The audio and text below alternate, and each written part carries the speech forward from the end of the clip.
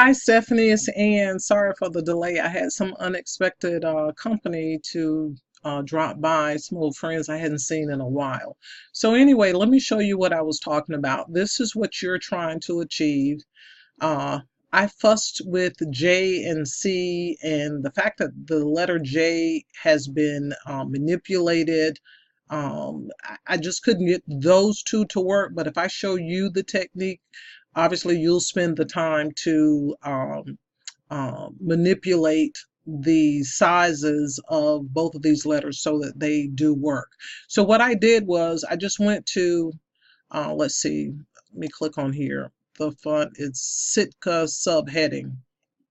I don't know if that's going to be the one that, yes, it's still there. So I just clicked on the font tool and I type in Z and N, seem to work pretty good for me. Now that just does not look like an N to me. Oh, it does. Okay, sorry about that.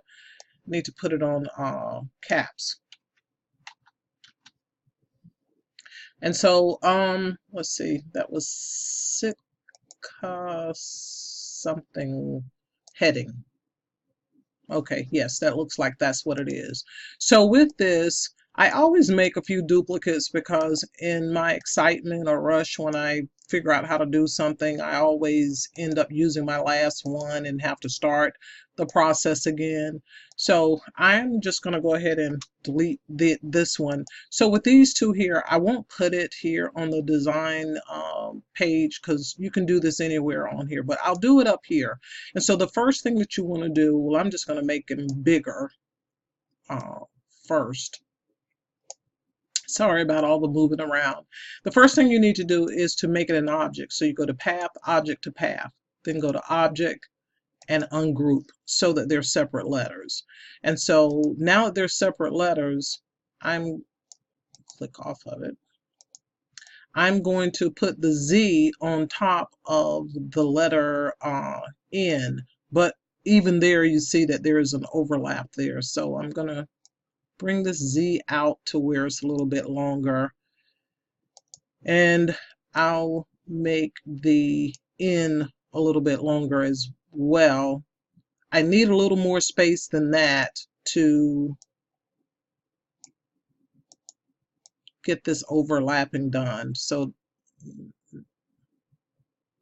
I'm overlapping in 3 places, but this might be the way it has to work. In order to interlock, you need to intersect in at least 2 places. Let me put some color on this letter so we can kind of see, and I'm going to bring it to the top. And we overlap here, and the 2 overlap here and actually over here, but you need to make sure that there are at least two places. And so now comes that tricky part of this whole thing is we have to use this Bezier tool to draw over where this overlap is taking place. So I'm just trying to get as close to the line but not directly on it as possible. And I'm drawing, I'm making the 4 sections there. Maybe if I get it there, that might be close enough. Okay, let's see. So I'm going back to the select tool, and so I've highlighted what is intersecting that we need to get rid of. I'm going to hold the Shift key down and click on the entire letter and go to Path. Wait, I skipped a step. Let me go back one. Bring this to the front. Forgot a step. Sorry about that. We need to create a link offset on this, and I'm going to make it red so that we can kind of sort of see it a lot better. And I think you'll end up making another offset when you are adding it around those over there. But if we move this mouse, you can kind of see the 2 areas that it overlaps. So that's a good thing. So now let me go back with the Bezier tool. Oh, wow, getting too excited here. Need to click back on that offset. Make sure you're on the offset and move it to the top. So the red is to the top and the blue's on the bottom. And now we need to go to the Bezier tool, and we're just trying to make a box, a square, rectangle, whatever it is, over the area where it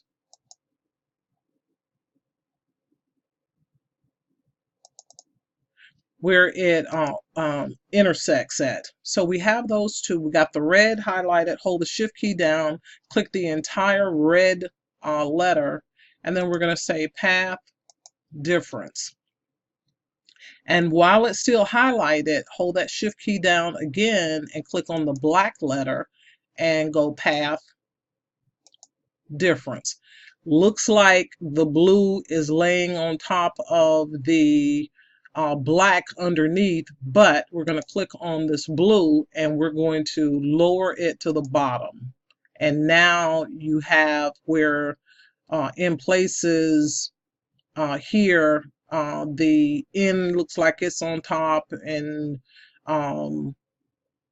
there's some little gaps in here. And so to get rid of those, the best thing that I can figure out is to go to path, break apart so that they're individual pieces, and probably click on this one, hold the shift key down, click on this one, and use your arrow keys up to move them at the same time.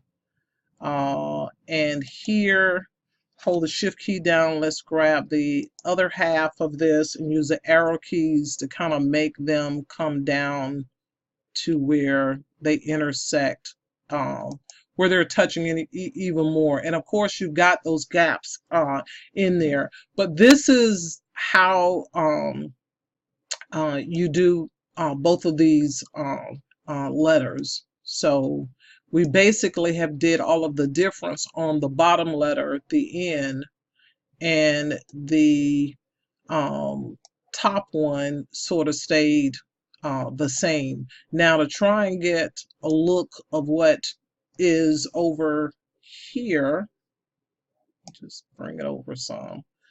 Try to get this look here is going to be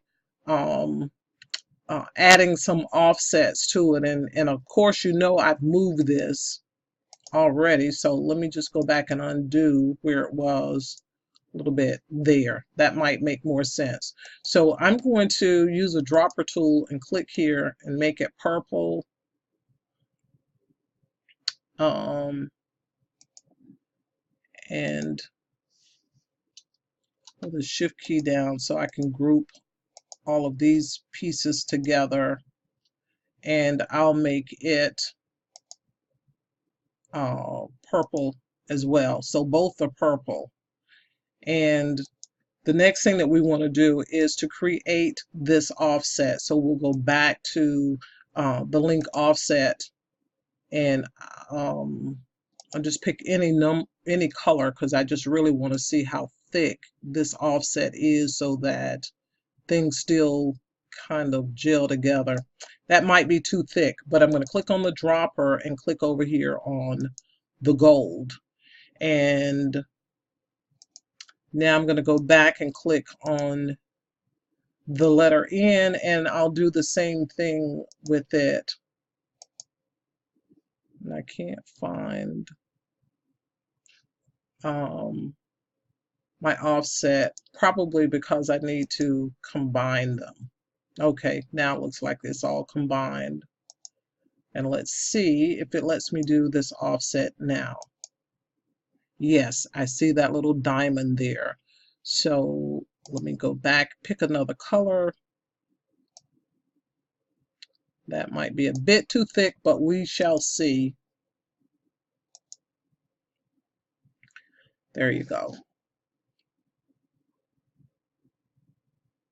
And that is how it's supposed to be done. However, I have struggled with this because it has been next to impossible for me to find this athletic or collegiate font in order to make that happen. And I know sorry about that, this area has been stretched.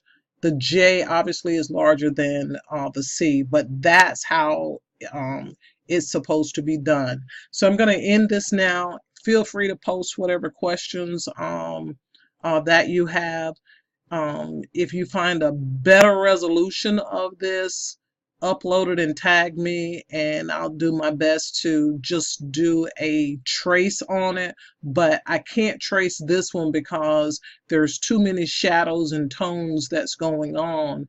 And of course, Greyhound is overlapping it and it would be in the way in the trace. But I'm going to end this now. And I hope this helped you. I feel bad I was unable to get the J and the C, but hopefully you understand the technique with it.